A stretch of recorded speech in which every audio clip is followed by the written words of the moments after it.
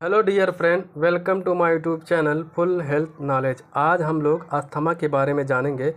अगर किसी व्यक्ति को सांस लेने में दिक्कत होता है या सांस फूलता है, जिसको हम आम भाषा में अस्थमा या दमा की बीमारी कहते हैं, तो चलिए जानते हैं आखिर ये क्यों होता है, इसका क्या क्या कारण हो सकता है और इसका इलाज कैसे किया जा सकता है।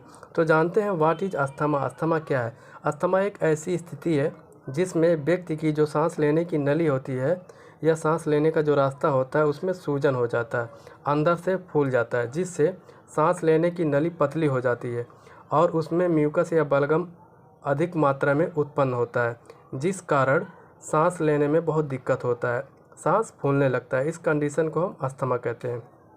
आइए डायग्राम की हेल्प से समझते हैं। आप नॉर्मल लंग्स यहाँ देख सकते हैं। नॉर्मल लंग के केस में एयरवे रिलैक्स रहती है, इसका डायमीटर नॉर्मल होता है। नॉर्मल एयरवे एकदम खुला हुआ होता है, इसमें आसानी से सांस अंदर या बाहर लिया जा सकता है, कोई दिक्कत नहीं होता। लेकिन दमा या अस्थमा के केस में हमारी जो सांस की नली होती है उसकी मसल्स टाइट हो जाती है या सिकुड़ जाती है, यहाँ पे आप देख सकते हैं, और इसका डायमीटर बहुत पतला हो जाता है। सांस नली में इन्फ्लेमेशन के कारण अधिक म्यूकस बनने लगता है, जिससे सांस लेने में दिक्कत होता है और सांस फूलने लगता है। अब जानते हैं अस्थमा का कारण क्या क्या हो सकता है। पहला है इन्वायरमेंटल फैक्टर, जैसे पोल्यूशन हो गया, कोल्ड वेदर हो गया, डस्ट पार्टिकल हो गया, स्मोकिंग हो गया, एयर फ्लू हो गया, इन सभी कारणों से अस्थमा हो सकता है। अगला है रिस्पायरेटरी ट्रैक इन्फेक्शन। अगर रिस्पायरेटरी ट्रैक में कोई इन्फेक्शन हो गया है तो भी अस्थमा का कारण बन सकता है। अगला है जेनेटिक्स। अगर आपके फैमिली में किसी को अस्थमा की प्रॉब्लम थी तो आपको भी हो सकती है। अगला है इन्फ्लामेशन। अगला है बैक्टीरिया एंड वायरस की वजह से भी अस्थमा की कंडीशन हो सकती है। अगला है स्ट्रेस। स्ट्रेस अगर आप ज़्यादा ले रहे हैं तो भी अस्थमा की प्रॉब्लम हो सकती है। अगला है एलर्जी। किसी एलर्जी के कारण भी अस्थमा की प्रॉब्लम हो सकती है। देखते हैं अस्थमा होता कैसे है, बने रहिए हमारे साथ। जैसे कोई एलर्जन या इन्वायरमेंटल स्टिमुलाई आपके माउथ या नोज़ के थ्रू आपके लंग्स में गया, फिर जो एलर्जन है वह एंटीबॉडी आईजी के साथ रिएक्शन करेगा। आईजी रेस्पिरेटरी ट्रैक में होता है। आईजी क्या होता है? आईजी शरीर को संभावित खतरों से बचाने में सहायता करने के लिए एंटीबॉडी नामक प्रोटीन बनाता है। आईजी रिस्पॉन्ड करेगा किसको? मास्ट सेल को, और mast cell inflammatory mediator release करेगा, जैसे histamine and prostaglandin. Inflammatory mediator के कारण सांस नली में सूजन हो जाता है और वह पतला हो जाता है, जिस कारण अस्थमा की कंडीशन हो जाती है। अब जानते हैं इसका सिम्टम क्या क्या हो सकता है, कैसे हम अस्थमा को पहचानेंगे कि किसी को अस्थमा हुआ है। पहला है वीजिंग, घड़घड़ाहट। दूसरा है कफिंग, खांसी आना। और तीसरा है शॉर्टनेस ऑफ ब्रीथ। अगला है ब्रीथिंग डिफ़िकल्टी, सांस लेने में बहुत दिक्कत होना। रैपिड ब्रीथिंग, बहुत जल्दी जल्दी सांस लेना।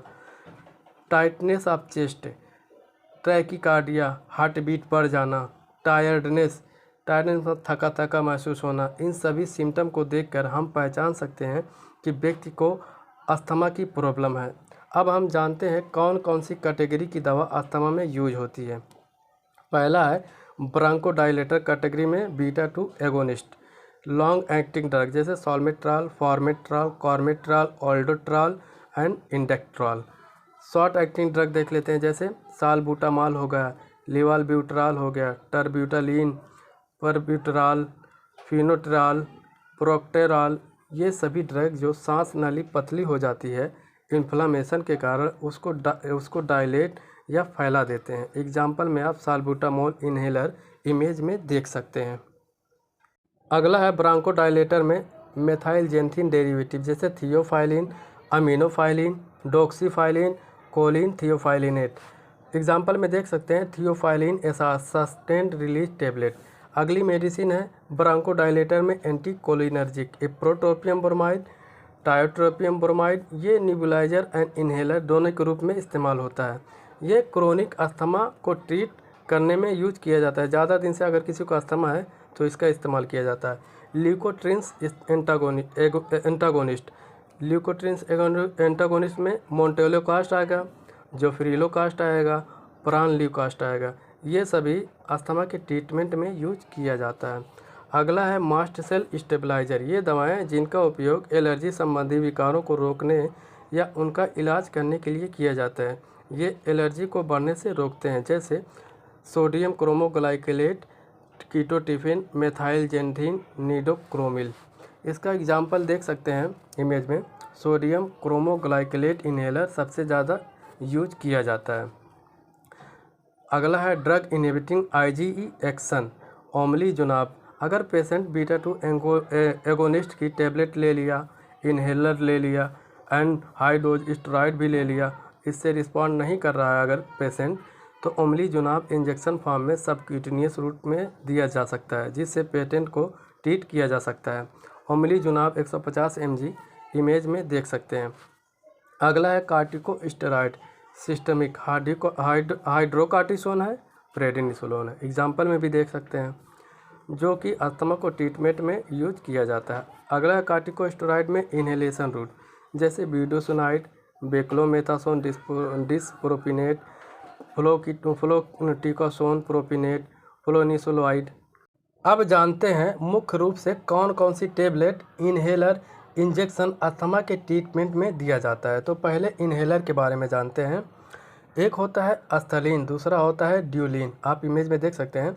ड्यूलिन में इप्राट्रोपियम ब्रोमाइड एंड लियोसाल्बुटामॉल दो मेडिसिन का कंपोजिशन होता है, जबकि अस्थलीन में साल्बुटामॉल होता है।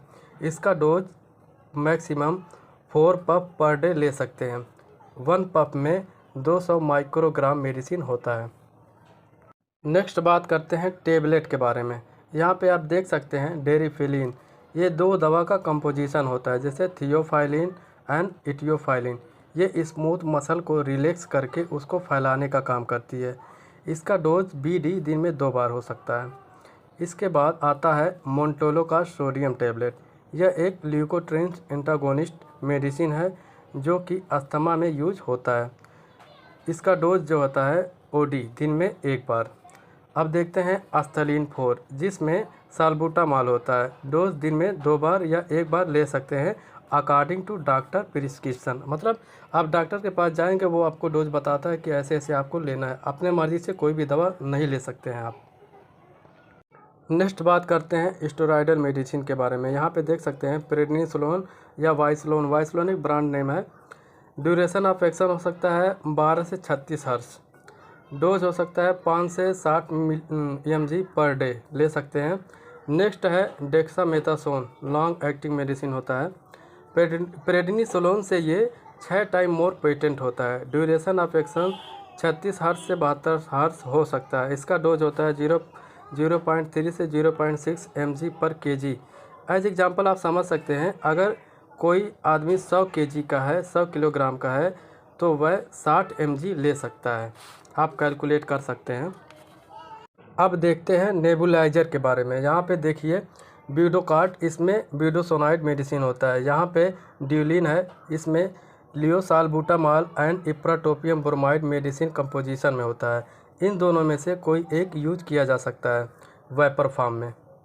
नेक्स्ट बात करेंगे हम लोग इंजेक्शन के बारे में। डेरिफाइलिन, ये अस्थमा COPD जैसी बीमारी को ट्रीटमेंट में यूज किया जाता है। इसका डोज होता है 1 एम्पुल्स में 2 ml होता है। इसका नस में भी लगा सकते हैं, मांस में भी लगा सकते हैं। ये जो हमने सारी मेडिसिन हमने बताया है, ये सब रिस्पायरेटरी मसल्स को रिलैक्स करती हैं, जिससे डायमीटर इसका बढ़ जाता है और सांस लेना आसान हो जाता है। Thank you for watching this video.